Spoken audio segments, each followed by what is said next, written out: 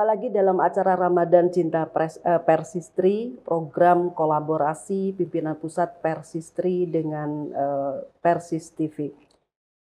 Alhamdulillah, puji syukur kehadirat Allah Subhanahu wa Ta'ala pada saat ini di bulan yang penuh dengan berkah, rahmat, dan juga magfirah Allah, kita bisa bertemu kembali dalam program ini.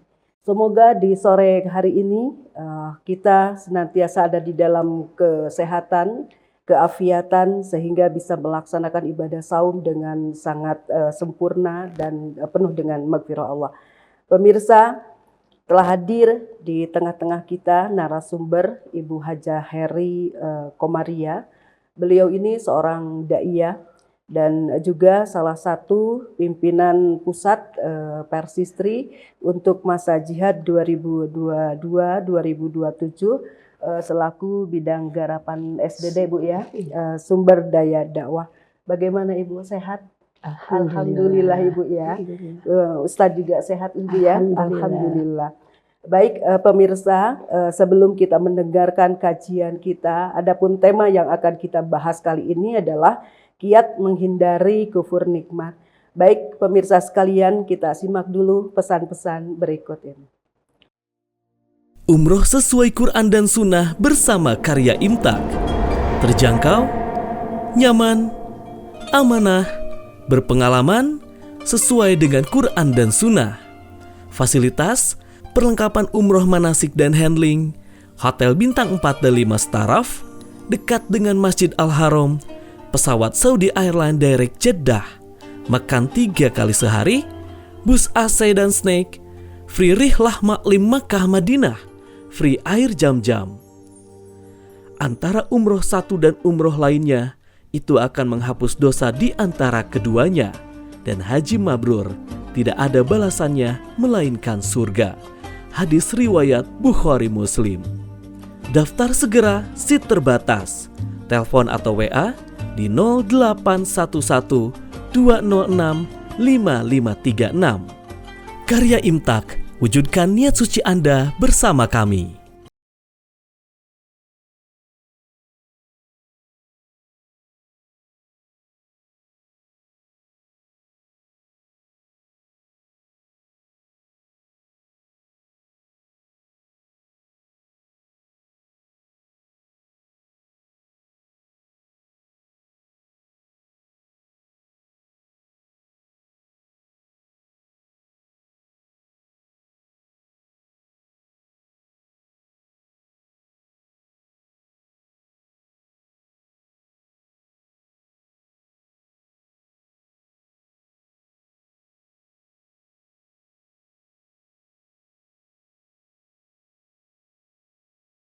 Pemirsa, Ramadan Cinta Persistri, kita ketemu lagi di sini, hadir kembali.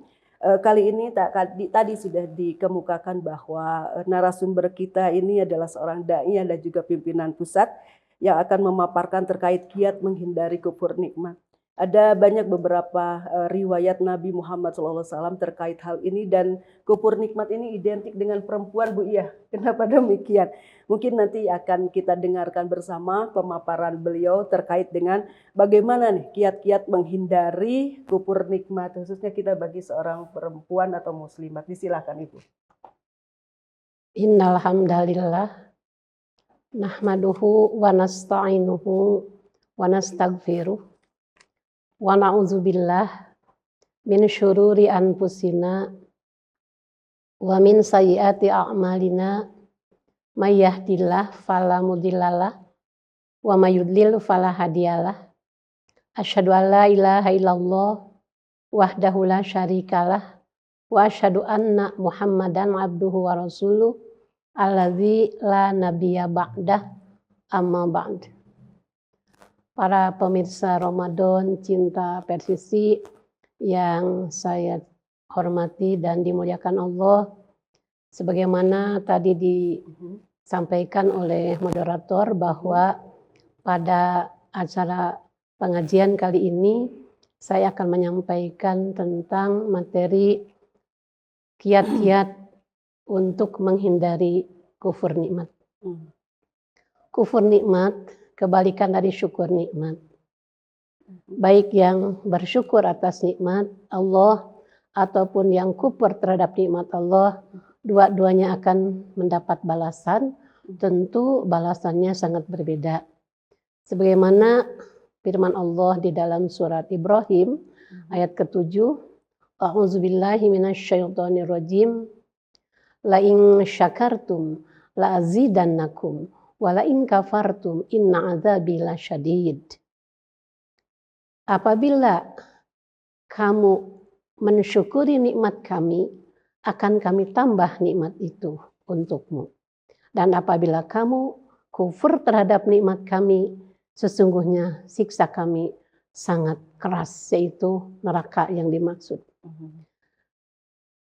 Berbicara nikmat yang diberikan oleh Allah kepada kita semua ternyata sangat banyak. Kalau mau dihitung juga tidak akan terhitung. Ini firman Allah sebagai yang memberi nikmat di dalam surat An-Nahl 18. Wa in ta'uddu ni'matallahi la tuhsuha. Apabila mau menghitung nikmat Allah, tentu tidak akan terhitung saking banyaknya. Tetapi masih banyak orang-orang yang menganggap nikmat itu hanya sumbernya dari harta saja. Bahkan ada nikmat yang sering dilupakan oleh kebanyakan orang, kata Rasul, nikmatani magbununa fihima katsirum minan nas al-sihhatu wal faragu. Ada dua nikmat yang mana kebanyakan manusia itu tertipu dengan dua nikmat itu. Tertipu dalam arti jangankan mensyukurinya, menganggap nikmat pun tidak. Apa yang dimaksud dua nikmat yang sering dilupakan? Yang kesatu adalah as-sihhatu, kesehatan. Yang kedua wal faragu, kesempatan. Ternyata semua nikmat yang diberikan Allah kepada kita itu tidak terlepas, semua akan diminta pertanggungjawabannya. Tsumma latus'alunna yauma idzin anin na'im. Kemudian kamu akan ditanya tentang nikmat yang telah diberikan, yang mungkin nikmat itu merupakan sumber kesenangan dalam hidup sekarang. Semua nikmat harus dipertanggungjawabkan. Untuk mempertanggungjawabkan semua nikmat, yaitu dengan cara disyukurinya. Bagaimana cara mensyukuri nikmat? Tentu bukan hanya dengan ucapan alhamdulillah atau dengan makan-makan, kumpul-kumpul, rame-rame, tetapi mensyukuri nikmat itu adalah isti'malu ma wahabahullah fi ma wahibba li ajlihi. Memanfaatkan nikmat itu sesuai dengan tujuan yang memberinya. Atau memberdayakan nikmat itu sesuai dengan tujuan yang memberinya. Semua nikmat datangnya dari Allah. Allah menciptakan umat manusia dan jin tiada lain untuk liya'budun. Berarti semua nikmat yang diberikan oleh Allah kepada kita harus dijadikan untuk modal ibadah atau paling tidak untuk mendorong kita agar dapat melaksanakan ibadah kepadanya. Oleh karena itu pantas kalau orang yang mengingkari nikmat Allah akan diazab dengan azab yang keras karena mungkin mereka tidak bisa melaksanakan ibadah. Dan kalau orang yang mensyukuri nikmat Allah, berarti mereka bisa melaksanakan ibadah, insya Allah itu akan dibalas dengan nikmat yang lebih daripada yang diterima sekarang. Ibadah itu ada dua bahannya. Satu ibadah bahannya fisik disebut ibadah badannya. Salah satu contohnya sholat, saum, membaca Quran, zikir, atau beraktivitas yang dapat menghasilkan manfaat untuk dirinya dan untuk orang lain. Bahkan Rasulullah SAW di dalam hadis Bukhari kalau tidak salah, beliau sholat tahajud sampai mengakibatkan hatta tatapatoro kodamahu, sampai pada bengkak-bengkak kedua telapak kakinya. Sehingga membuat Siti Aisyah heran. Kemudian Siti Aisyah langsung bertanya, "Lima tasna'u hadza ya Rasulullah?" Rasul itu mau apa? Apa yang diinginkan Rasul sampai tahajud mengakibatkan telapak kaki Rasul itu pada bengkak? Rasul menjawab seperti ini, "Afala akunu abdan syakuro?" Aisyah, kami itu tidak pantas untuk menjadi hamba Allah yang bersyukur. Nah, berarti salah satu bukti syukur Rasul terhadap nikmat Allah dengan cara melaksanakan ibadah, Rasul pada waktu tahajud itu karena tidak melibatkan makmum sampai mengakibatkan kedua telapak kakinya pada bengkak. Ataupun kita bisa mensyukuri nikmat itu dengan cara menjadikan modal nikmat dijadikan ibadah, itu bahan ibadahnya berupa mal atau harta. Zakat, infak, sedekah itu termasuk ibadah harta. Nah, sekarang jangankan mengingkari nikmat Allah yang begitu banyak akan diazab dengan siksa yang cukup keras nanti di akhirat, meskipun hanya mengingkari kebaikan di rumah tangga yang bersumber dari suami, itu juga cukup mengerikan sanksinya, ancamannya.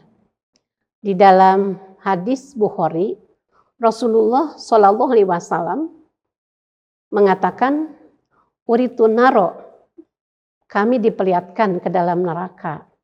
Palam aro mandoron kayaumi qattu afdu'a." Dan kami tidak pernah melihat pemandangan yang sengeri hari itu. Berarti dengan kalimat lain, neraka itu sangat mengerikan yang terlihat oleh Rasul. Tetapi kata Rasul, "Waro'aitu aksaro ahliha anisa." Kami melihat penghuni neraka itu kebanyakan adalah kaum wanita. Para sahabat langsung bertanya kepada Rasul, "Lima ya Rasulullah, kenapa Rasulullah kaum wanita banyak menjadi penghuni neraka?" Kata Rasul, "Bikufrihinna," karena kekufuran mereka. Karena mereka pada kufur.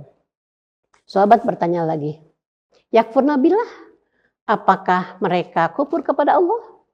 Jawab Rasul, "Yakfurnal ashir." Bukan kufur kepada Allah tetapi kufur di rumah tangga. Wa yakfurnal ihsan, dan mengingkari kebaikan dari suami. Seperti apa yang dimaksud Rasul, perempuan atau wanita yang mengingkari kebaikan suaminya?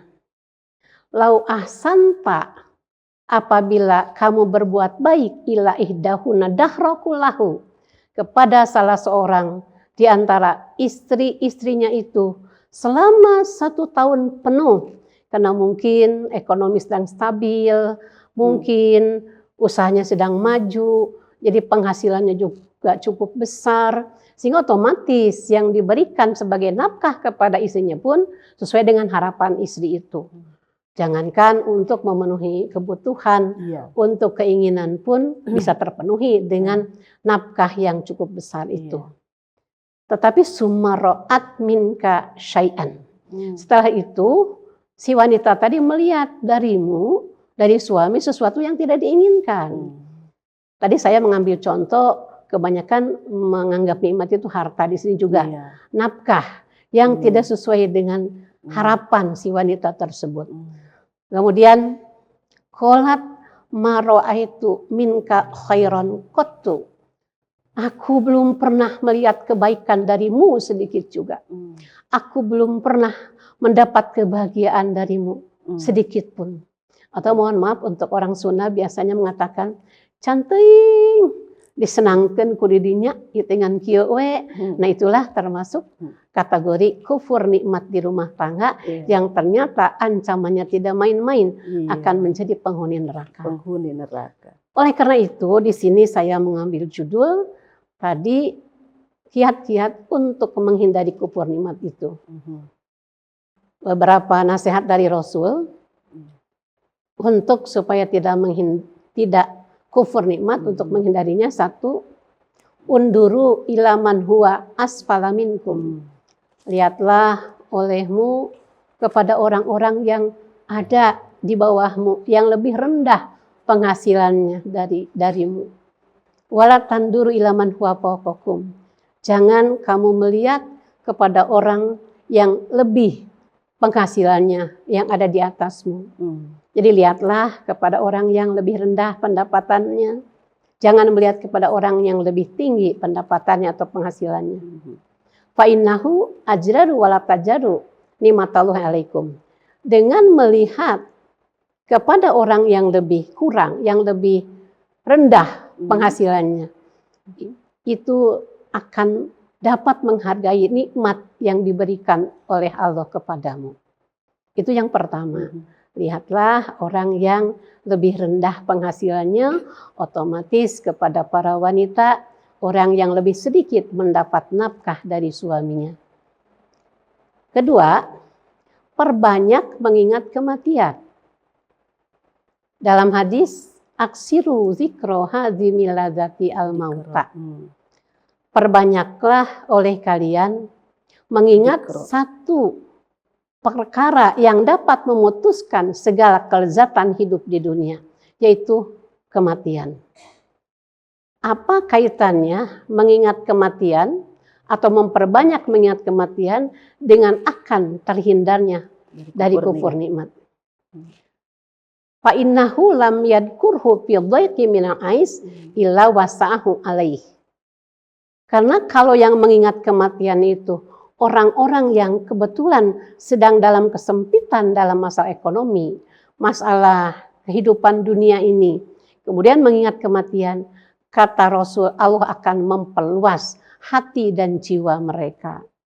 Sekarang apa kaitannya mengingat kematian dengan akan mempunyai jiwa yang lapang? Kita melihat di sekitar kita, keluarga, teman, atau tetangga, dari kalangan orang-orang yang begitu kaya, punya rumah, punya kendaraan, punya harta yang banyak, tetapi ketika beliau meninggal, tidak ada sedikit pun harta yang dibawa olehnya.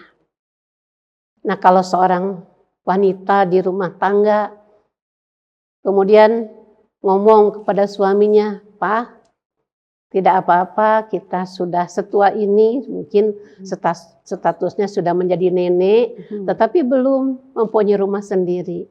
Tinggalnya itu di kontrakan, tinggal di rumah mertuanya. Tidak apa-apalah, jangan terlalu dipikirin terlalu jauh.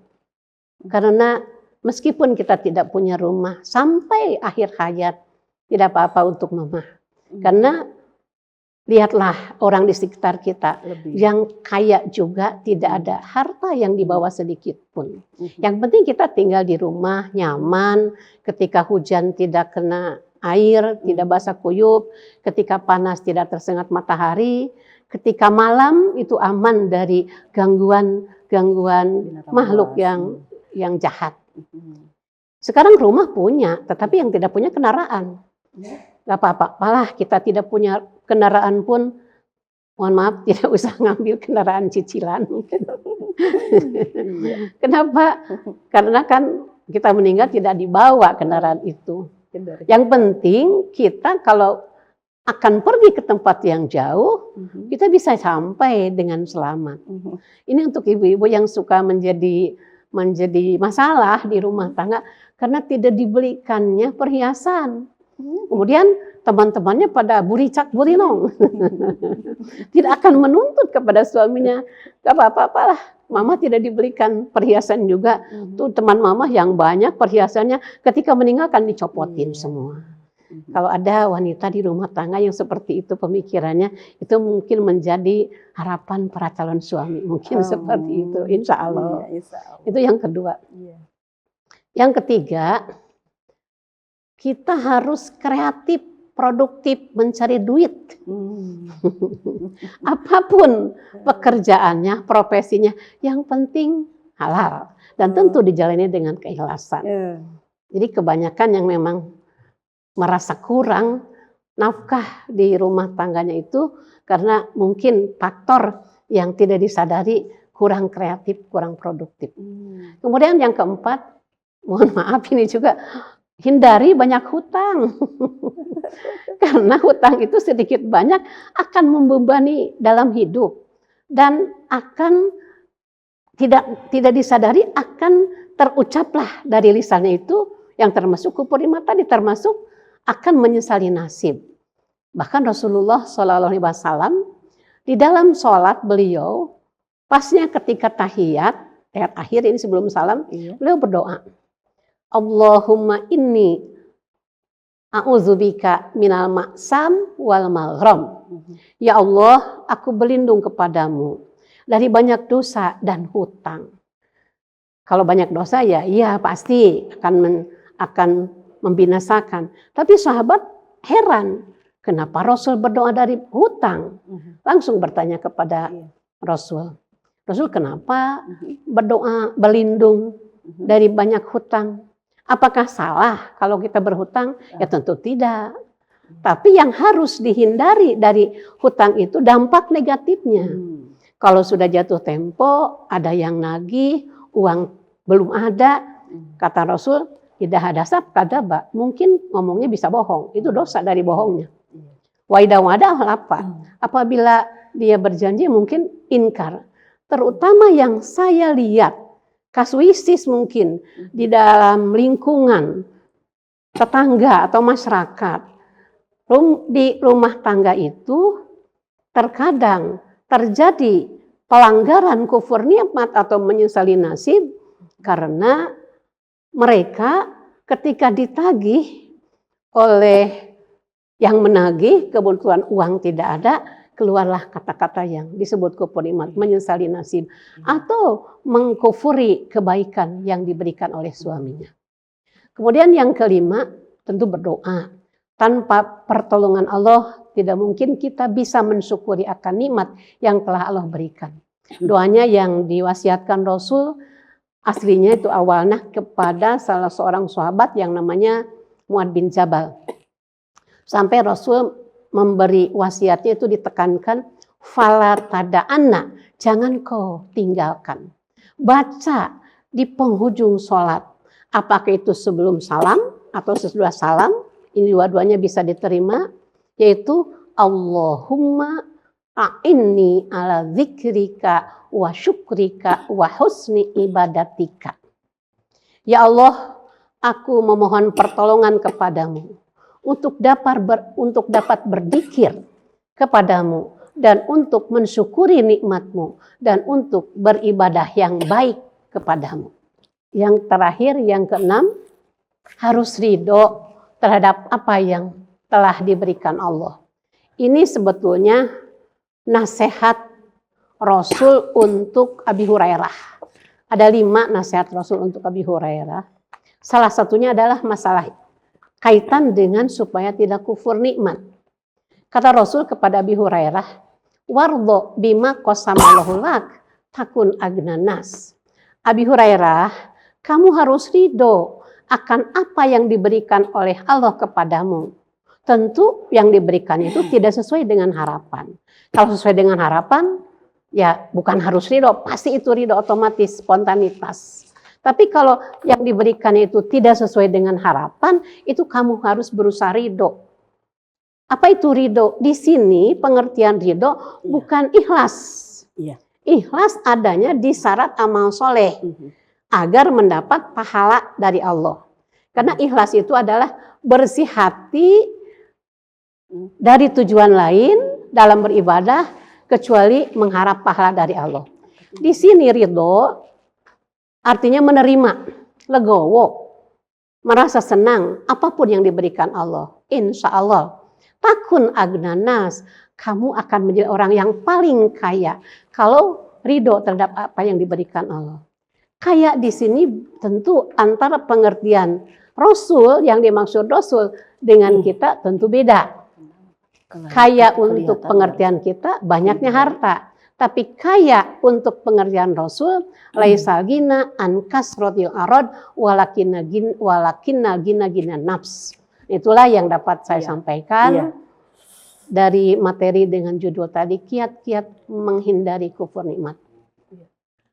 Pemirsa Ramadan Cinta Pers Istri, demikian tadi pemaparan dari Ibu Hajah Heri, sangat luar biasa, subhanallah, memberikan pencerahan kepada kita dari istri-istri yang sangat mendambakan keriduan daripada Allah Subhanahu wa taala dengan syukur tersebut ya, dan sebaliknya tidak berbuat kufur terhadap nikmat itu ya Bu ya. Ada tadi banyak kiat-kiatnya. Tapi pemirsa sekalian, kami sudah menampung ada beberapa pertanyaan untuk segmen ini. Insya Allah nanti kita akan lanjutkan setelah kita simak iklan-iklan berikut. Umroh sesuai Quran dan Sunnah bersama Karya Imtak. Terjangkau, nyaman, amanah, berpengalaman, sesuai dengan Quran dan Sunnah. Fasilitas, perlengkapan umroh manasik dan handling, Hotel Bintang 4 dan 5 Staraf, dekat dengan Masjid Al-Haram, pesawat Saudi Airlines Direct Jeddah, makan 3 kali sehari, bus AC dan snack, free rihlah maklim Makkah Madinah, free air jam-jam.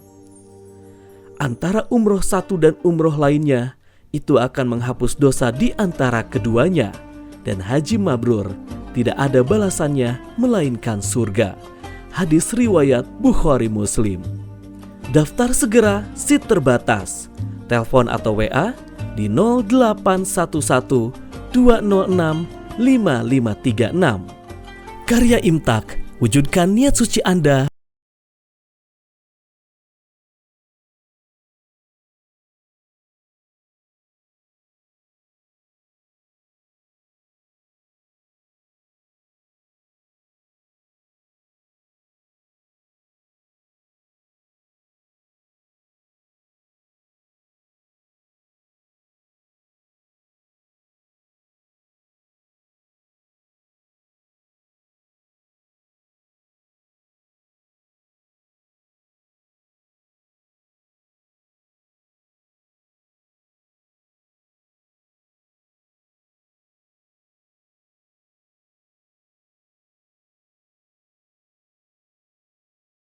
Pemirsa Ramadan Cinta Pers Istri, kembali kita lanjutkan segmen ini. Tadi sudah diinformasikan bahwa ada beberapa pertanyaan, tapi mungkin dikarenakan keterbatasan, jadi kita hanya memilih salah satu pertanyaan saja yang pemirsa sekalian sampaikan terhadap kami. Begini Ibu, tadi ada yang bertanya bahwasanya tadi pemaparan Ibu sangat luar biasa, jazakillah khair, menambah wawasan untuk kita para istri supaya tidak kufur nikmat dengan kiat-kiatnya seperti itu. Dan yang paling menarik tadi itu adalah bahwa istri itu harus kreatif, mandiri secara ekonomi berarti Bu ya. Nah itu juga perlu kajian yang sangat luar biasa, menariknya juga nanti mungkin di lain waktu. Adapun pertanyaan ini terkait dengan apa sih dampak negatif gitu kan, dampak negatif lain dari kufur nikmat itu kalau seandainya memang seorang istri itu selain tadi siksa neraka ya, selain siksa neraka itu ada dampak lain nggak negatif yang akan dialami oleh seorang istri? Silahkan. Makasih atas pertanyaannya. Dampak negatif yang akan ditimbulkan dari kufur nikmat, terutama untuk para wanita. Di antaranya, mohon maaf di sini kalau saya salah terlalu tajam mungkin. Kalau para wanita di rumah tangga senantiasa mengingkari kebaikan dari suaminya, itu tipis kemungkinan untuk bisa menjadi mar'atus sholihah, untuk bisa menjadi wanita yang soleh. Kenapa? Karena salah satu ciri wanita yang soleh itu ada di dalam surat An-Nisa 34. Salah satunya adalah as-sholihatu qanitatun hafidhatun lil ghaib. Wanita yang soleh adalah wanita yang taat. Taat kepada Allah, itu ibadah. Taat kepada Rasul, ibadahnya juga sesuai dengan contoh Rasul. Dan taat kepada suaminya. Sekarang, kalau si wanita itu senantiasa mengingat-ingat kekurangan suaminya, mengingkari kebaikan dari suaminya, tipis kemungkinan akan bisa taat, akan bisa khidmat, akan bisa hormat, akan bisa menyenangkan, membahagiakan suaminya itu. Karena dikaitkan dengan kekurangan yang ada di pikirannya itu. Itu dampak negatif. Jadi kalau wanita di rumah tangga sebetulnya bisa rumah tangga itu dijadikan sebagai pembuka untuk pintu surga melalui ridho suami. Allah juga akan ridho nanti. Sampai ada hadis, ayyumam ro'atin matat wajaujuha rodin anha daholatil jannah. Wanita yang mana saja, bukan hanya anggota PSSI ya, tapi yang mana saja. Apabila dia meninggal, kemudian suaminya ridho, atau pokoknya suaminya ridho, baik sudah meninggal ataupun masih hidup, suaminya ridho memperistri dia dengan kesolehannya tadi. Maka si wanita yang diridhoi oleh suaminya karena kesolehannya, Allah juga akan ridho kepadanya. Kalau Allah ridho, pintu surga terbuka. Di hadis lain, idza sholatil mar'atu khamsaha, apabila seorang wanita di rumah tangga biasa sholat yang 5 waktu dengan khusyuk tentu. Kemudian wasomat sahroha, melaksanakan ibadah saum dengan benar. Wahafadhat parjaha, memelihara kehormatan dirinya, menutup aurat dengan sempurna dan tidak melakukan zina. Wa atoat ba'laha, kemudian taat kepada suaminya. Maka udhulil jannah min ayyi abwabin syi'ti, silahkan Anda masuk surga dengan pintu surga yang 8, pilih mana yang kau mau. Itu sungguh luar biasa. Oleh karena itu saya di sini menyampaikan kenapa Jamiah Persatuan Islam Istri tujuannya atau program jihadnya itu mengupayakan agar khususnya para anggota dan umumnya muslimah lain agar menjadi mar'atus sholihah. Berarti secara tidak langsung Jamiah Persatuan Islam Istri mengupayakan agar para muslimah itu menjadi ahli surga dan masuk surganya juga bisa istimewa dengan cara dibebaskan oleh Allah. Silahkan pilih pintu yang 8, mana yang kau mau. Saya baca sebuah sejarah mungkin. Ketika Abu Bakar bertanya kepada Rasulullah, apakah ada orang yang masuk surga pintunya bisa bebas dari yang 8, tidak ditentukan dengan ibadah mana yang sempurna di calon surga itu? Kata Rasul, ada, tentu ada. Salah satunya kamu Abu Bakar yang diharapkan masuk surga bebas. Abu Bakar yang nyaris sempurna ibadahnya baru diharapkan. Tapi Rasul memberi jaminan kepada mar'atus sholihah, udhulil jannah min ayyi abwabin syi'ti. Silahkan masuk surga dengan pintu surga yang 8, bisa milih semaumu. Itu yang ke-1, dampak negatif dari kufur nikmat, agaknya susah untuk mewujudkan kesolehan. Kalau yang diingat-ingat itu kekurangan suami, bukan jasanya, bukan kebaikannya. Dampak kedua dari kufur nikmat itu adalah kalau kebetulan suaminya imannya itu kurang kuat, dengan terus diomel oleh istrinya di rumah, maka tidak mustahil si suami itu akan terdorong dengan omelan itu untuk terlibat pelanggaran dalam mencari nafkah. Mungkin jadi koruptor, mungkin jadi penipu, mungkin berbohong, mungkin jadi pengedar narkoba. Bahkan ada kemungkinan yang paling fatal, kalau tidak kuat terus diomel oleh istrinya di rumah, itu akan mengambil keputusan yang sangat fatal, yaitu jalan pintas dengan bunuh diri. Berarti sedikit banyak berperan aktiflah si wanita yang senantiasa mengingkari kebaikan suami untuk mendorong suaminya terlibat perbuatan yang dilarang, terlibat maksiat dalam mencari nafkah untuk menghidupi keluarganya. Itu yang kedua. Kemudian yang ketiga, si wanita yang terlibat kufur nikmat berarti tidak menerima akan kodok dan qadar dari Allah yang tidak sesuai dengan harapan. Terus yang disalahkan adalah suaminya. Bahkan tidak mustahil kalau terus-terusan di rumah tangga seperti itu akan berilah ke pengadilan untuk membuka akad nikah dengan penceraian. Baik itu dari suaminya karena sudah tidak kuat, ataupun yang paling berbahaya kalau penceraian itu gugatan dari istrinya karena kurang nafkah yang diberikan oleh suami. Ini ada dalam sebuah hadis. Ayumam ro'atin sa'alat jaujaha tolakon min gueri ba'asin. Barang istri yang mana saja kalau meminta cerai kepada suaminya dengan tidak beralasan yang dibenarkan, tidak terlalu fatal kesalahan suaminya, maka si wanita tadi tidak akan mencium wanginya surga. Itu berarti hati-hati dari kufur nikmat. Di antaranya itu yang dapat saya sampaikan dari jawaban pertanyaan tadi. Ya, terima kasih Ibu Hajah Heri selaku narasumber kita kali ini dalam acara Ramadan Cinta Persistri. Begitu sangat lengkap, tegas dan jelas sekali. Jadi ada beberapa dampak negatif tadi ya Ibu ya.